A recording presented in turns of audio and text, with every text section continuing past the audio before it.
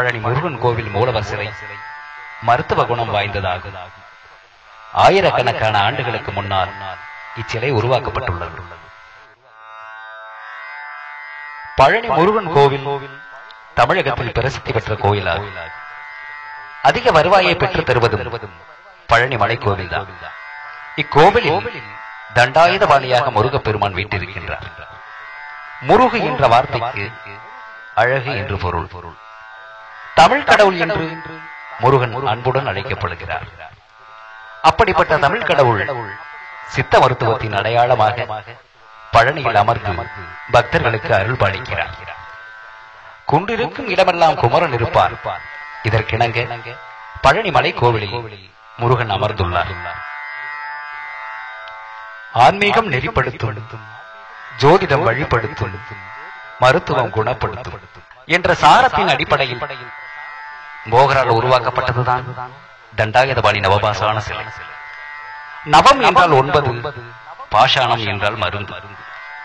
சித்த மருத்துவ மூலிகை அகராதிப்படி நவபாஷாணம் என்பது 9 வகையான மூலிகையின் கலவை என்று பொருள். கலியுகத்தின் முதல் நூற்றாண்டில் தான் தண்டாயுதபாணி சிலை உருவாக்கப்பட்டது. அதாவது மகாபாரதத்தின் அர்ஜுனன் மகனான அபிமன்யுவின் மகன் பரிஜத் மகாராஜாவின் காலம். இவரது காலத்தில் தான் நவகோடி சித்தர்களும் யோகிகளும் ஞானிகளும் ரிஷிகளும் முனிவர்களும் வாழ்ந்து வந்தனர். அந்த நவகோடி சித்தர்களும் 18 சித்தர்கள் முதன்மையானவர்கள். இவர்கள் ஜோதிடம், ஆன்மீகம் மற்றும் முக்காலத்தையும் உணர்ந்தவர்கள். பரமசிவன் மற்றும் பார்வதி ஆகிய தெய்வங்கள் யோக சாஸ்திரத்தை நந்திக்கு கூற, நந்தி தேவர் அதை திருமூலருக்கு கூற, அவர் காளாங்கிக்கு கூற, கடைசியில் ஸ்ரீ போகரை யோக சாஸ்திரம் வந்தடைந்தது. இந்த போகரே பழனி மலை கோவிலில் கருவறையில் உள்ள தண்டாயுதபாணி சுவாமியின் சிலையை நவபாஷாணத்தால் உருவாக்கியவர். போகர் வைகாசி மாதம் பரணி நட்சத்திரத்தில் பிறந்தவர்.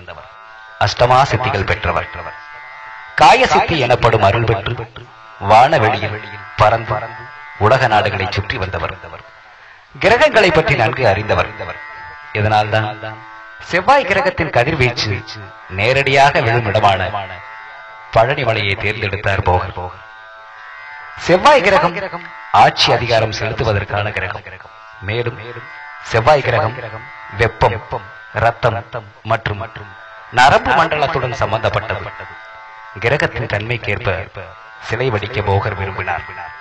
இதன் பிறகு தனது 18 சீடர்களுடன் ஆலோசித்தார்.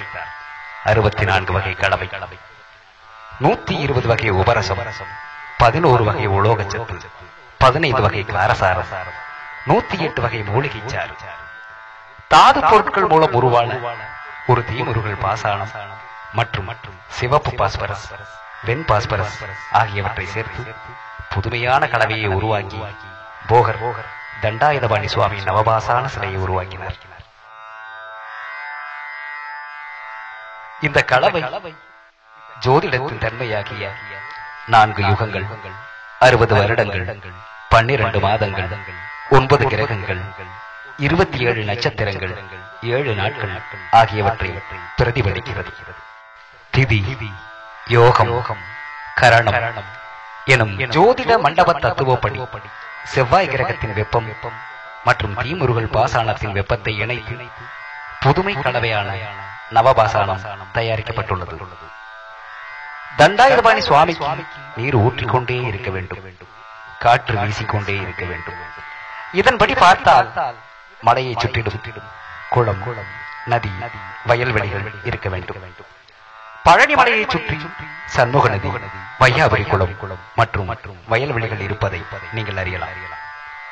அருள்மிகு தண்டாயுதபாணி சுவாமியின் சிலையை பிரதிஷ்டை செய்யும் போது குன்றின் மீதுள்ள சிலையை சுற்றிலும் தண்ணீரால் சூழப்பட்ட நிலையில் போகர் அமைத்தார்.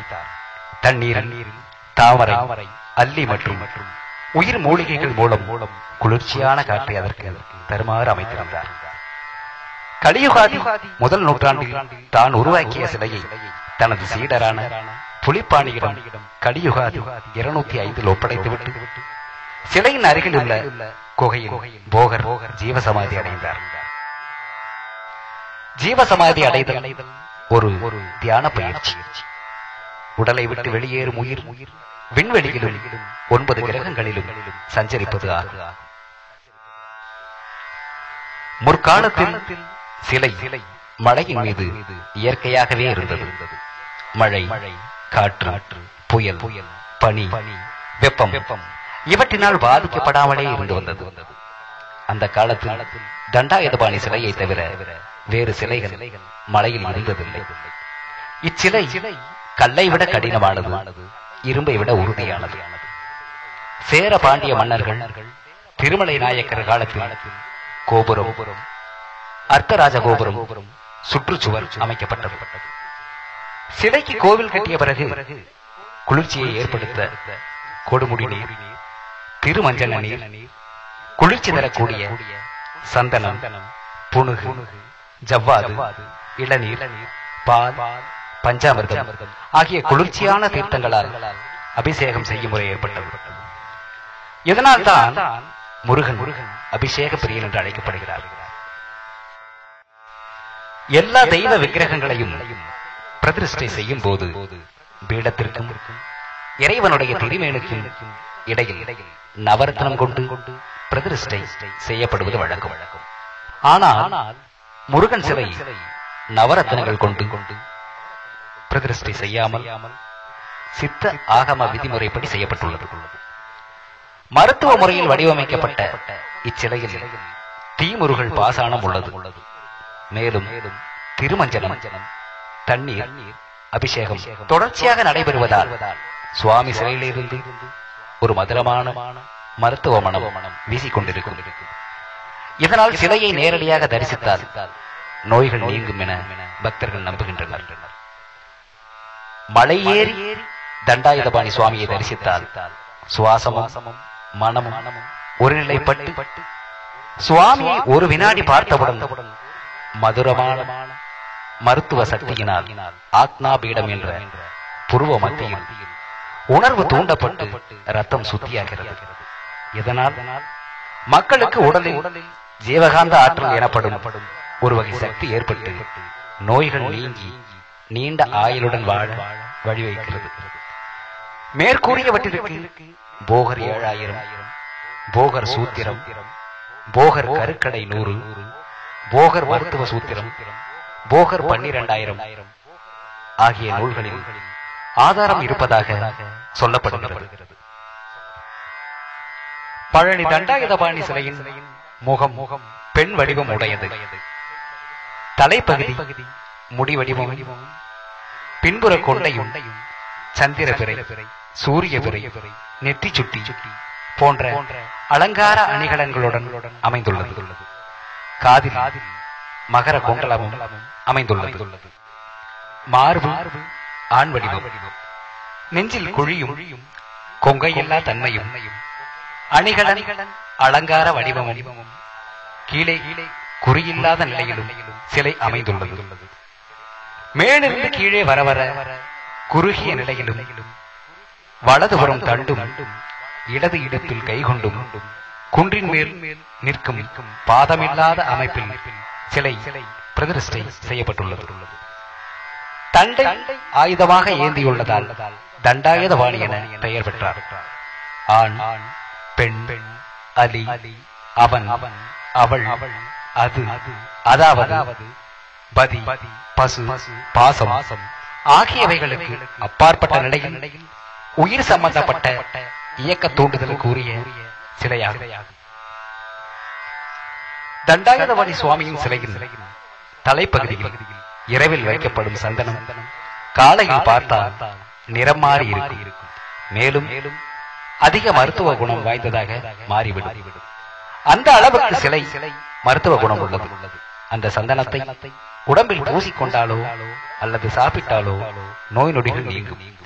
இச்சந்தனமே ராக்கால சந்தனம் என்று அழைக்கப்படுகிறது. கோவில் கருவறை மூடப்படும் போது ஏற்படும் வெப்பத்தால் தண்டாயுதபாணி சிலை வியர்த்து ஒருவித நீர் சிலையிலிருந்து வழிய தொடங்கும். இது கௌபீன தீர்த்தம் என்று அழைக்கப்படுகிறது. இந்த தீர்த்தம் அதி அற்புதமான மருத்துவ குணம் பெற்றது. போகர் பெருமானால் உருவாக்கப்பட்ட சிறப்பு வாய்ந்த அருள்மிகு பழனி பால தண்டாயுதபாணி சுவாமியை தரிசனம் செய்து வாழ்வில் நோய் நொடியின்றி சகல செல்வங்களும் பெற்று சிறப்புடன் வாழ்வோமாக.